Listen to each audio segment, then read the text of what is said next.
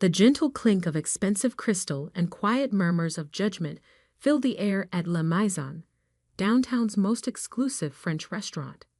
My father's 60th birthday celebration was in full swing, though celebration felt like too warm a word for the Arctic atmosphere at our table. I'm Olivia Winters, though my family prefers to call me Liv. Their way of diminishing everything about me, right down to my name.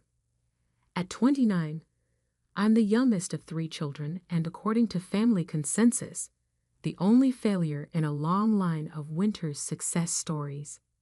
I adjusted my simple black blazer, purchased from a department store, a fact my sister Catherine had already pointed out twice, and took another sip of water. Around me, my family was dressed in their finest, designer labels, luxury watches, and enough diamonds to finance a small country. Liv, darling. My mother Margaret's voice dripped with practiced concern. Are you sure you don't want wine? Your father's treating.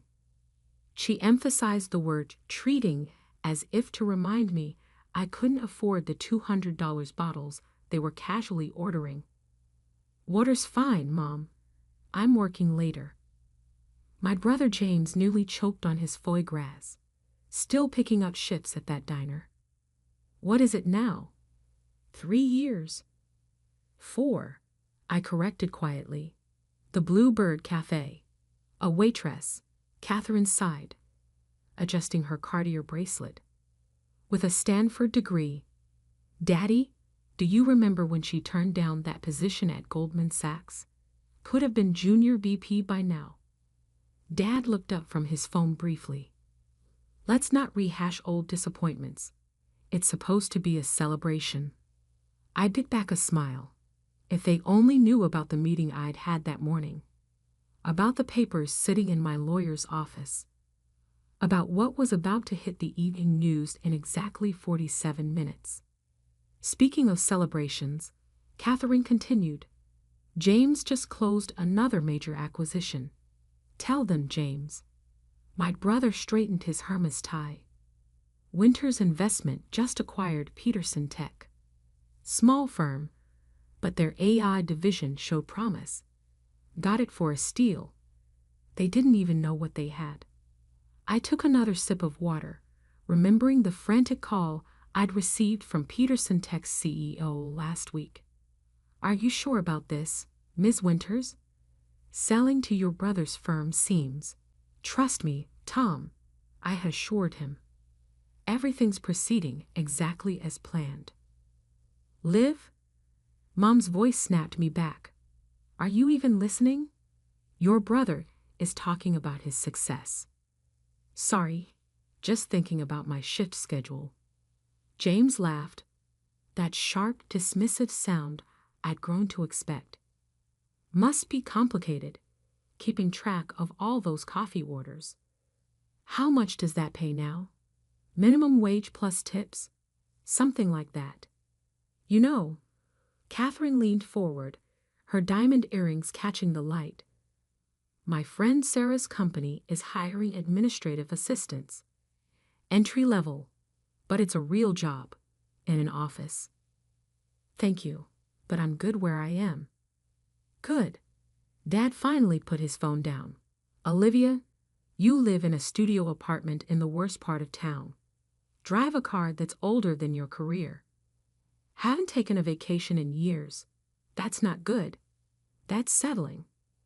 I checked my watch. 32 minutes. We're just worried about you, dear, Mom added. All that potential, just wasted. Even your old professors ask about you. Such a bright student, they say. What happened? What happened was 4 years of careful planning, of building something revolutionary while they were all too busy judging me to notice, of waiting for exactly the right moment to. My phone buzzed. A message from Marcus, my CFO. Stock transfer complete. Press release in 30. You ready for this? I texted back. Born ready. Family's all here. At least she's not asking for money, James offered, as if that was a consolation. Remember when she wanted us to invest in her tech startup idea? Catherine laughed. What was it called again? Winter something? Winter Tech Solutions, I supplied.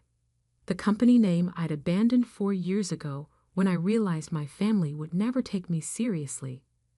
The day I decided to build everything under a different name, a different identity, while maintaining my waitress cover. Well, thank goodness, you didn't waste any family resources on that, Mom said. Though speaking of resources, James, tell them about the new house you're buying. James launched into a detailed description of his future mansion, complete with wine cellar and private tennis court. I let his words wash over me, watching the minutes tick down. 10 minutes. 5 minutes. 1 minute. The restaurant's background music suddenly cut out, replaced by the familiar jingle of the evening news. The massive screen above the bar, usually showing muted sports games, flickered to life with the volume up. Breaking news, the anchor announced. In what's being called the largest tech acquisition in the city's history, mysterious company Phoenix Digital has just revealed its ownership of 12 major tech firms, including Peterson Tech. James's fork clattered against his plate. What? The combined value of these acquisitions exceeds $4 billion, the anchor continued.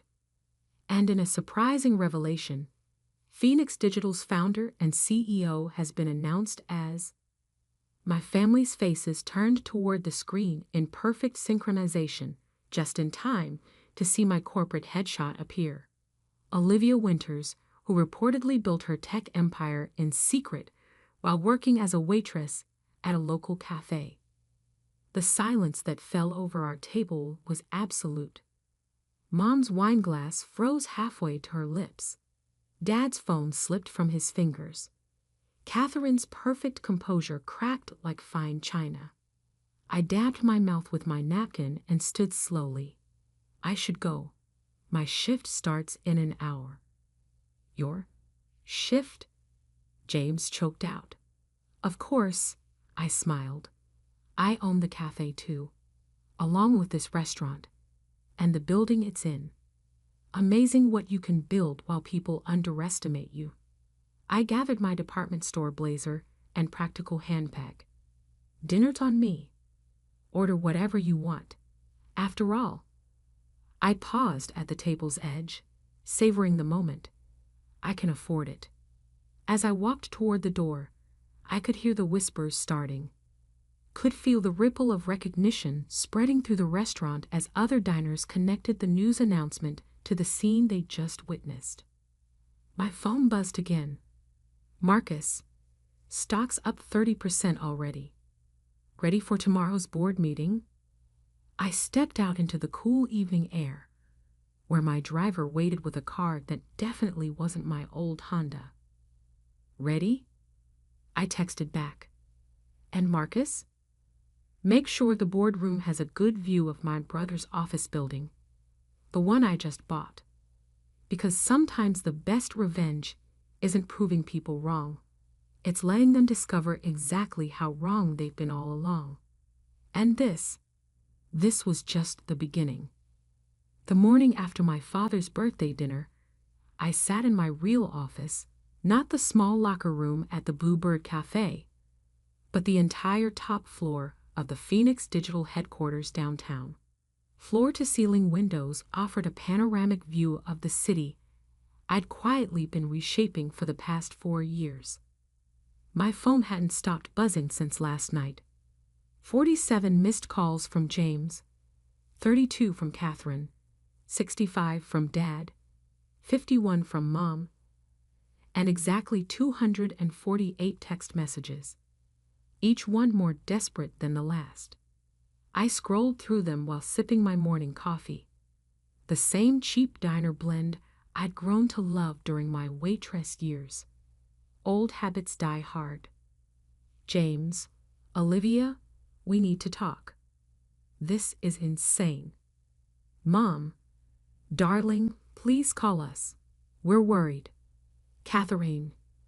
Owned he live. Why didn't you tell me?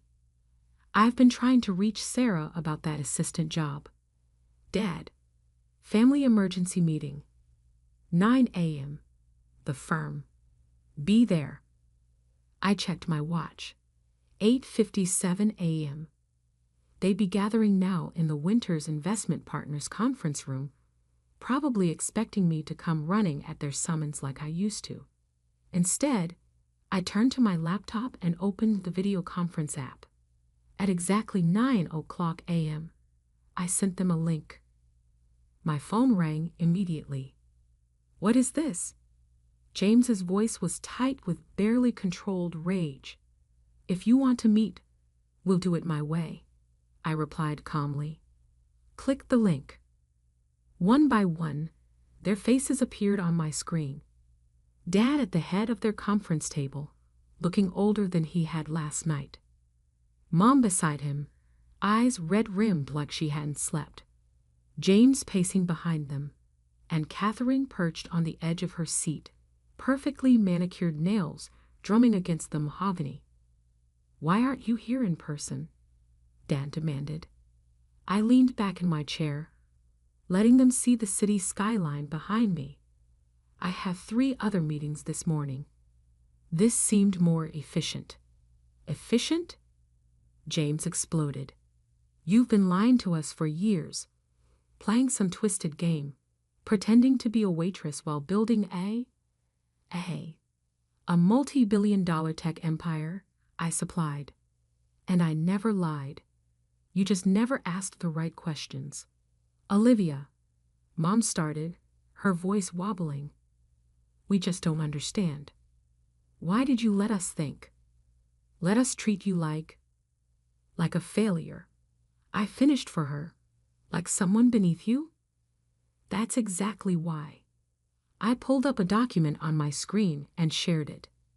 This is a transcript from the family dinner 3 years ago when James announced his promotion to CEO. Would you like me to read your exact words, Dad? He paled slightly. That's not necessary. Thank God James stepped up. I read anyway. He understands what it takes to succeed in this business, unlike some people who just don't have the stomach for real power. Catherine shifted uncomfortably. That was a long time ago. 2 months ago, I continued, switching documents. At Cousin Sarah's wedding, James told everyone I was finding myself through menial labor. Last Christmas, Catherine suggested I might qualify for low-income housing assistance. And just last night, you all sat there assuming I couldn't afford a meal at a restaurant I own. We were worried about you, Mom protested. No, I said quietly. You were comfortable with me failing. It made you feel better about yourselves. I pulled up another document. This one showing a list of acquisitions and their values. While you were pitying me, I was building something extraordinary. Not through family connections or inherited privilege, but through actual innovation and hard work. James snorted. Is that supposed to impress us? Anyone can get lucky with a few tech deals. 12 major acquisitions. I cut in. All prime tech firms. Total portfolio value as of this morning, $4.7 billion. And yes, I smiled slightly. That includes Peterson Tech, the company you thought you were acquiring. The color drained from James's face. That's impossible. We had a deal. You had a front row seat to a lesson in due diligence, I corrected. Tom Peterson was working for me the entire time. You were so busy looking down your nose at the waitress that you never bothered to check who really owned his company's patents. Dad leaned forward, and I recognized the look in his eyes. It was the same one he used to give potential business partners, calculating, measuring, looking for an angle. Olivia, he said, his voice taking on that smooth deal-maker tone. Clearly we've underestimated you. But now that we know what you've built, we can work together. Merge Phoenix Digital with Winter's investment. Combine our resources. No. The word hung in the air like a thunderclap. What do you mean, no? Catherine asked, incredulous. I mean, no. I'm not interested in a merger or a partnership or whatever scheme you're already cooking up to get control of what I've built. We're family, Mom pleaded. Family? I laughed softly. Yesterday, I was the embarrassment you've had to explain at parties. Today, I'm family? I pulled up one final document. This is today's schedule for the Winter's investment building.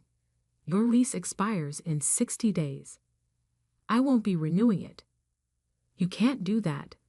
James shot to his feet. That's been our headquarters for 30 years. Actually, I can, and I am. Consider it a reminder of what happens when you judge people based on appearances. I checked my watch. Now, if you'll excuse me, I have a meeting with the governor about making our city the next major tech hub. A real meeting in person. Olivia, wait. Dad started, but I was already reaching for the disconnect button. Oh, and James, I added, clean out your office by the end of the month. Some of us waitresses might need to mop the floors. I ended the call and sat back, letting out a long breath. My assistant's voice came through the intercom. Ms. Winters, the governor's office is on line 1. I straightened my blazer.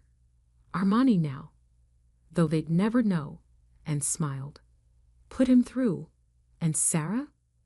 Send a gift basket to the staff at the Bluebird Cafe. They're about to get some very angry visitors.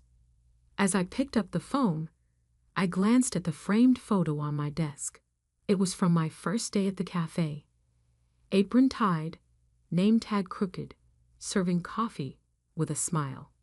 The woman who trained me, Betty, had taught me more about people and business than any MBA program ever could. Sometimes, she told me, you have to look up from the bottom to see how high you can really build. I had built higher than my family ever imagined possible, and I was just getting started. The next 2 weeks unfolded exactly as I'd expected. My family, never ones to accept defeat gracefully, launched a campaign to either discredit me or force their way into my success. First came the rumors, whispers in country club lounges about how I must have acquired my fortune through questionable means. After all, how could a waitress build a billion-dollar empire legitimately? I was reviewing acquisition proposals in my office when my assistant Sarah burst through the door. Your sister's here. She doesn't have an appointment. I glanced at the security feed. Catherine stood in the lobby, Hermel's bag clutched like a shield, looking uncomfortable among the young, casually dressed tech employees bustling through our open-concept workspace. Send her up. When she walked in, her eyes widened at my office. No doubt she'd expected something less impressive. The space probably made her firm's executive suite look like a storage closet. Nice view, she said, trying for casual as she sat across from me. Though the furniture's a bit minimal. I looked at my deliberately simple desk, chosen because it matched the one Betty used at the Bluebird Cafe. What do you want, Catherine? She pulled out a folder. I've been going through some old family documents. Did you know that technically, as the oldest, I have a claim to any business using the Winters name? Stop. I held up my hand. Phoenix Digital has no connection to Winters' investment. I made sure of that. Her face fell. But surely we could work something out. James is struggling. Dad, too. That building was their legacy. No, I corrected. That building was their comfort zone. They're not angry about losing an office. They're angry about losing control. They sent me to offer you a deal, she admitted finally. Of course they did. Let me guess. They'll stop spreading rumors about my business practices if I lease them back their office space. Her silence was answer enough. I turned back to face her. Here's what's going to happen instead. You're going to leave here and tell them that their threats are as ineffective as their business strategy. Then you're going to watch as I acquire the Wilson portfolio next week. Yes, the same one James has been chasing for 2 years. How did you know about Wilson? I smiled. Because I own the building where your firm holds its confidential board meetings. And unlike you, I actually talk to the maintenance staff. They hear everything. Just then my phone buzzed. A text from security. James Winters, attempting to access server room. Right on schedule, I murmured. Excuse me, Catherine. I have to deal with something. Our brother just broke into my building's restricted area, probably looking for evidence of wrongdoing. Her face paled. How did you? Cameras everywhere. Would you like to join me? It should be enlightening. We took my private elevator down. When the doors opened, we found James being detained by 2 security guards, both former Blue Bird Cafe employees I'd promoted. Looking for something? I asked calmly. James struggled against the guards. You must have dirt hidden somewhere. Nobody builds this much this fast without. Without what? Hard work? Understanding how technology actually works. Treating people with respect regardless of their position. I nodded to the guards. These men used to serve coffee with me. Now they run my building security because I saw their potential instead of looking down on them. Olivia. Catherine interrupted. You've made your point. What do you want from us? Want? I laughed softly. I don't want anything from you. That's what none of you understand. I built this company by choice, not necessity. I worked at the cafe by choice, not failure. I turned to the guards. Please escort my brother out. And James? The next time you try to break in, I'll press charges. Family or not. That evening, I received an email from Dad. Olivia, your mother and I have been doing some reflection. Perhaps we were wrong about your choices. The firm is struggling without the building, and your recent acquisitions have shown us that maybe we don't understand the market as well as we thought. I'd like to have dinner. Just us. No business talk, no deals, just a father trying to understand his daughter. Dad, I stared at the message for a long time, remembering all the dinners where they'd looked through me. All the times they dismissed my ideas. All the moments they chose prestige over understanding. Finally, I replied, Dad, dinner is fine, but not at La Maison. Meet me at the Blue Bird Cafe. It's where the real work happens, where real people build real things. If you want to understand me, start by understanding them. Come alone. No James, no Catherine, no hidden agendas. Olivia. The next evening, I sat in my usual booth at the Blue Bird, nursing a cup of coffee. The door chimed, and Dad walked in, looking completely out of place in his bespoke suit. The regular customers. Workers ending their shifts, students with laptops, families on budgets. Looked up briefly before returning to their meals. Dad slid into the booth, clearly uncomfortable. Interesting choice of venue. This is where I learned my most valuable lessons about business, I said. Not at Stanford, not at the firm. Here, listening to people who actually build things. He picked up the laminated menu, probably the first non-fine dining menu he'd touched in decades. I don't understand why you did it this way. Why not just tell us? Would you have listened?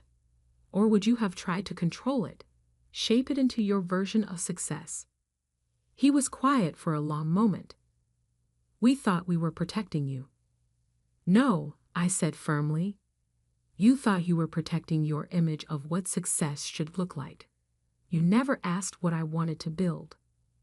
Betty came over, still working the evening shift by choice, though she now owned shares in both the cafe and Phoenix Digital. The usual, Olivia? She asked with a warm smile. Thanks, Betty. How's Michael doing at MIT? Top of his class, she beamed. Those scholarships you arranged really helped. After she left, Dad stared at me. You know their names, their stories. I know everyone's names, their stories, their potential. That's why I succeeded where you and James failed. You see buildings as assets. I see them as communities. Dad looked around the cafe with new eyes, finally seeing what I'd seen years ago. Teach me, he said suddenly. I raised an eyebrow. Teach you what? Not about business, not about real estate. Teach me how to see what you see. For the first time in years, I heard genuine humility in his voice. Okay, I said slowly. But we start from the ground up, literally. Tomorrow morning, 5:00 a.m. Meet me at the Blue Bird. Wear comfortable shoes. What are we doing at 5:00 a.m.? I smiled. Making coffee, serving people. Learning that success isn't just about what you own. It's about what you build and who you build it with. As we finished our coffee, I noticed Betty bringing over a piece of pie, my usual end-of-shift order. Add his to my tab, Dad said quickly, reaching for his wallet. No need, Betty replied. Olivia owns the place, has for 3 years. Never changed a thing except to make sure we all had health insurance and a stake in the business. Dad set down his fork, finally understanding. I hadn't just built buildings. I'd built relationships, trust, and communities. I'm sorry, he said quietly, for not seeing you. Really seeing you. I know, I replied. That's why tomorrow we start with open eyes. As we left the cafe, Dad looked up at the skyline, my skyline.